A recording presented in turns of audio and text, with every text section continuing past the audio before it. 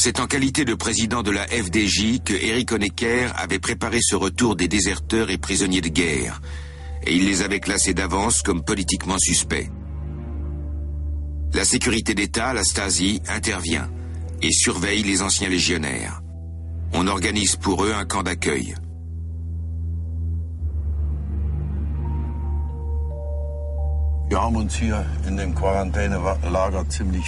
Nous avons dû passer environ 4 semaines en quarantaine dans ce camp. Parce que, à l'époque, les analyses de sang prenaient plus de temps avant qu'on soit sûr de ne pas être atteint de maladies contagieuses.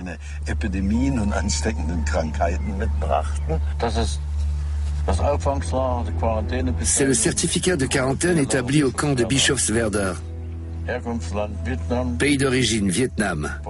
Quarantaine terminée. Malaria guérie. Le dernier accès date d'août 1950. Pouls, désinfection le 30 mars 51. De là, on était ensuite envoyé dans différentes circonscriptions administratives de la RDA.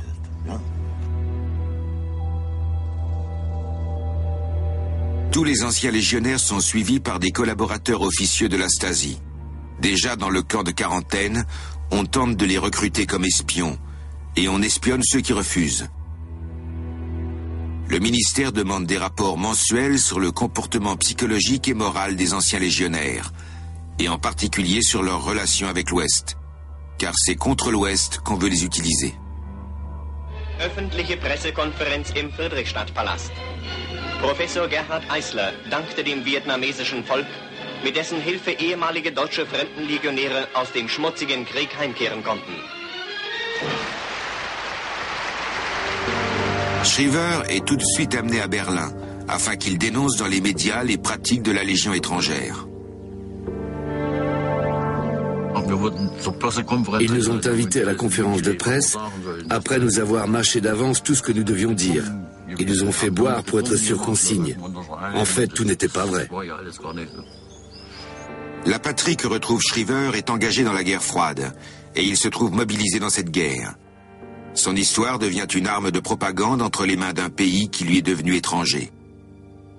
Le chef du gouvernement de RDA, Walter Ulbricht, avait lancé dans les médias une campagne destinée à appuyer la lutte contre le réarmement de l'Allemagne de l'Ouest.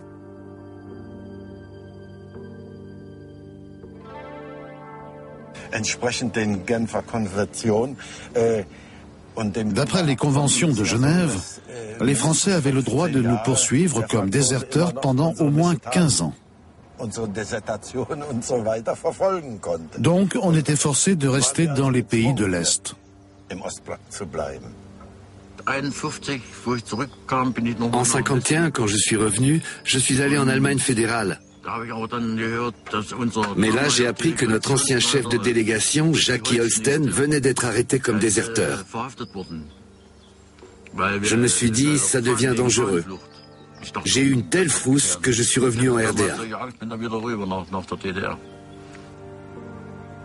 En Allemagne de l'Ouest encore, le recrutement de la Légion fait problème.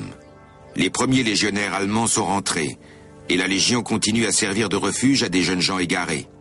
Elle recrute sur le sol allemand, dans la zone française d'occupation et dans les camps de réfugiés.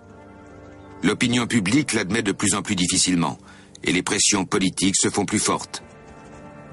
À partir de 1953, la Légion fait passer en fraude la frontière à ses recrues allemandes. À la gare de Landau, en zone française, il se présente jusqu'à 50 volontaires par jour qui se précipitent au bureau de recrutement de la Légion étrangère.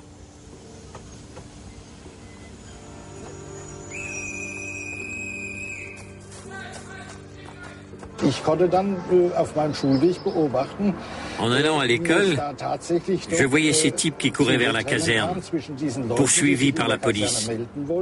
Elle voulait les intercepter et les empêcher d'aller s'engager à la Légion.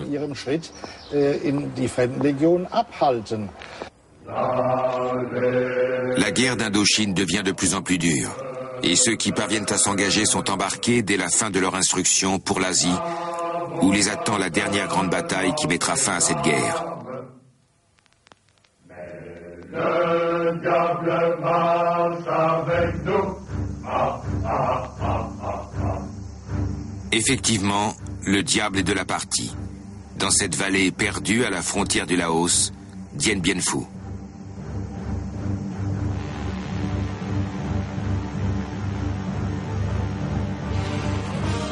Le 20 novembre 1953, au matin, débute l'opération Castor, la plus grande opération aéroportée de la guerre d'Indochine. 13 000 hommes, occupant des positions fortifiées, doivent barrer la route au Viet Minh et le contraindre à livrer une bataille rangée afin que la France obtienne enfin un succès marquant. Des milliers de tonnes de matériel arrivent par un pont aérien et les troupes prennent position sur les tertres de la vallée. Leur commandant en chef, le général de Castries, a reçu l'ordre de faire de Dien Bien Phu une forteresse et de la tenir à tout prix. Étant l'unité la plus solide, la Légion devra supporter le plus gros de l'effort. Effectivement, 1500 légionnaires se feront tuer dans la fameuse poêle à frire de Dien Bien Phu. « Tiens bien, Phu !» crient les légionnaires au moment de sauter dans la cuvette où ils trouveront la mort.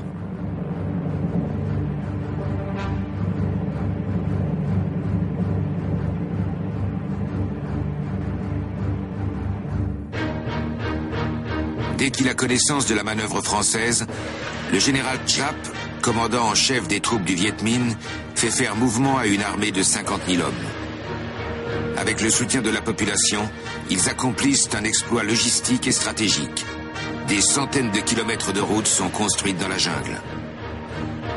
Les divisions lourdes amènent plus de 200 pièces d'artillerie.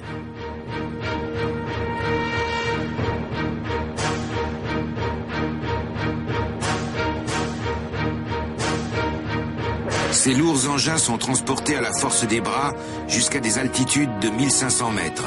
Et tout cela sans se faire voir.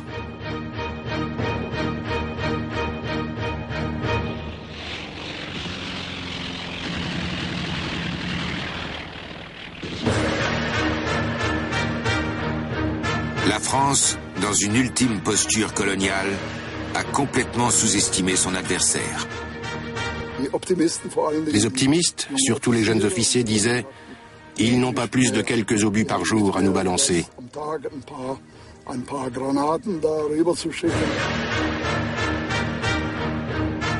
Le 13 mars 1954, à 17h, débute la fin de l'Empire colonial français.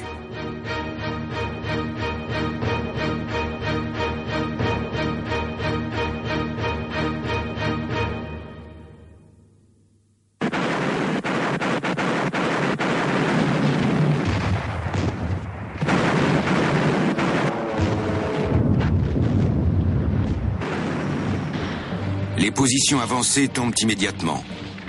Les troupes françaises assiégées livrent une bataille meurtrière sur un espace réduit à l'extrême.